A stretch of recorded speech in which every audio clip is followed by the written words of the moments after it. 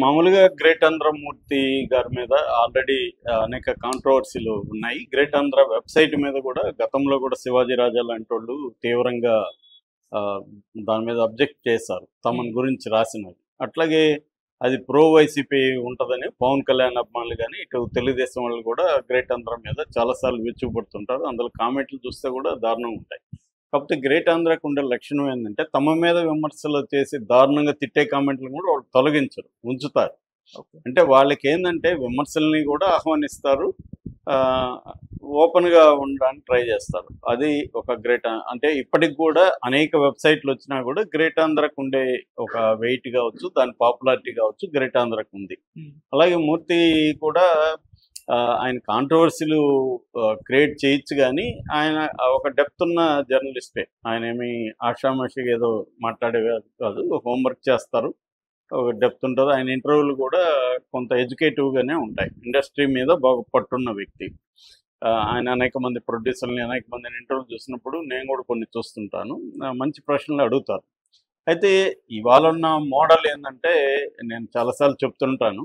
నిన్న గూడా ఒక సీనియర్ జర్నలిస్ట్ నాకు కనబడి, "మీ మీ టాపిక్‌ల్లో థంబ్‌నెయిల్స్ ప్రాబ్లమ్ ఉంటాయి.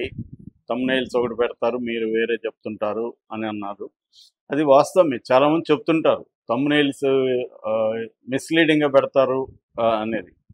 అది పెట్టడానికి మన మన ఛానలే గాదు, యూట్యూబ్ ఛానెళ్ళన్నీ అలా ఎందుకు పెడతారనే దానికి రీజన్ ఉంది. అది ఎకనామిక్ రీజన్, ఫైనాన్షియల్ రీజన్. ఎందుకు పెడతారంటే వ్యూస్ ఎన్ని 2 రకాలుగా మనకి ఇన్‌కమ్ వస్తుంది. ఒకటి ఎంతమంది చూడాలి, చూసిన వాళ్ళ సంఖ్య.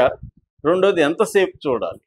అంటే వాచింగ్ డ్యూరేషన్ అండ్ వ్యూయర్‌షిప్. ఈ రెండిటి మీద యూట్యూబ్ యాడ్లు వస్తాయి. ఇప్పుడు మినిమమ్ 8 నిమిషాలు ఒక వీడియో ఉంటే 3 యాడ్లు వస్తాయి. లేకపోతే 8 నిమిషాల కంటే తక్కువ వీడియో ఉంటే 2 యాడ్లు వస్తాయి. 2 యాడ్లు వస్తే డబ్బులు తక్కువ వస్తుంది. హ్మ్. సో, అందుకని 8 నిమిషాల మినిమమ్ చూసుకుంటాం మనం. ఒక 20 నిమిషాలు ఉండిందనుకో వీడియో, 20 నిమిషాలు చూసారనుకో 4 యాడ్లు, 5 యాడ్లు కూడా డబ్బులు ఎక్కువ వస్తాయి. కాబట్టి వ్యూయర్‌షిప్ ఎక్కువ ఉండాలి. వాచింగ్ డ్యూరేషన్ ఎక్కువ ఉండాలి. ఎక్కువ ఉంటే యూట్యూబ్ నుంచి మనకి వాళ్ళు యాడ్లు తీసుకొని 45% వాళ్ళు తీసుకొని 55% మనకిస్తారు. ఇది కాకుండా కమర్షియల్స్ బయట నుంచి వస్తాయి. కమర్షియల్స్ రావాలంటే కూడా సబ్స్క్రైబర్ బేస్ ఎక్కువ ఉండాలి. వ్యూయర్‌షిప్ ఎక్కువ ఉండాలి. అప్పుడే మనకి కమర్షియల్స్ ఇస్తారు. ఇవి కాకుండా పొలిటికల్ పార్టీ వాళ్ళు కొన్ని ఛానల్‌కి డబ్బులిచ్చి వాళ్ళకి అనుగుణంగా ఇన్ని దాన్ని వేసుకోమని, కంటెంట్ వేసుకోమని చెప్తారు. హ్మ్. ఇది బేసిక్‌గా ఇవాళ ఉన్న యూట్యూబ్ ఛానల్ కావచ్చు, వెబ్‌సైట్‌లు కావచ్చు, ఇవన్నీ బతికేది దీనివల్లే. సో, అందుకని ఏం చేస్తారు ఇప్పుడు దాదాపు 8,00,000 ఛానల్‌లు ఎన్నో ఉన్నాయి తెలుగులో. ఇంకా పైనే ఉన్నాయి. సో, ప్రతి ఒక్కరు ఒక ఛానల్ పెట్టుకున్నారు. ఇలాంటి కండిషన్‌లో ఈ కాంపిటీషన్‌లో మన దీన్ని చూడాలంటే ఒకటి ఎస్ఈఓ బాగా చేయాలి. 2 థంబ్‌నెయిల్ అనేది వాళ్ళని హుక్ చేయాలి. హుక్ అండ్ హోల్డ్ అంటాం. హుక్ అంటే గాలం వేసి వాడిని పట్టుకోవాలి చేపని. పట్టుకున్నాక హోల్డ్ చేయాలి. హోల్డ్ చేయాలంటే కంటెంట్ బాగుండాలి.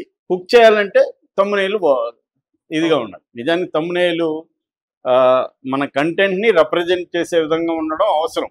హ్మ్. కానీ ఇవాళ ఏమో ఈ కాంపిటీషన్‌లో ఏందంటే ఆహ్, ముందు అసలు బతకాలి గదా! ఛానల్ బతకాలి గదా! అన్న దీంట్లోకెళ్ళిపోయి హ్మ్. థంబ్‌నెయిల్ ఎలా ఏ థంబ్‌నెయిల్ పెడితే చూస్తున్నారో దాన్ని పెట్టడం అనేది జరుగుతుంది. అలాగే కావాలనే కాంట్రోవర్సీ క్రియేట్ చేయడం కూడా కొన్ని ఛానల్స్ కాంట్రోవర్సీ క్రియేట్ చేసి చేస్తాయి. గ్రేట్ ఆంధ్ర కూడా అదే. సో, ఆయన కొన్నిసార్లు కాంట్రోవర్షియల్ ప్రశ్న వేస్తా ఉంటాడు. ఇప్పుడు ఆయన ఎవరు మన 'క్రిస్‌తో' ఇంటర్వ్యూ చేశాడు. దాంట్లో 'క్రిస్' సినిమా గురించి కంటే కూడా ఆహ్, ఈ 'హరిహర వీరమల్లు' నుంచి బయటికెందుకు మీకేమన్నా గొడవలా? ఆయన చెప్తుంటే కూడా ఈయన అదే అడుగుతున్నాడు. ఎందుకంటే అది బాగోపోతుందని ఈయనకి తెలుసు హ్మ్. కాంట్రోవర్సీ. సో, కాబట్టి ఏందంటే 'క్రిస్' కూడా కొంత విసుగొచ్చింది గానీ ఆపుకొని ఆయన జాగ్రత్తగా మాట్లాడాడు. తెలిసిపోతుంది మనకు బాడీ లాంగ్వేజ్.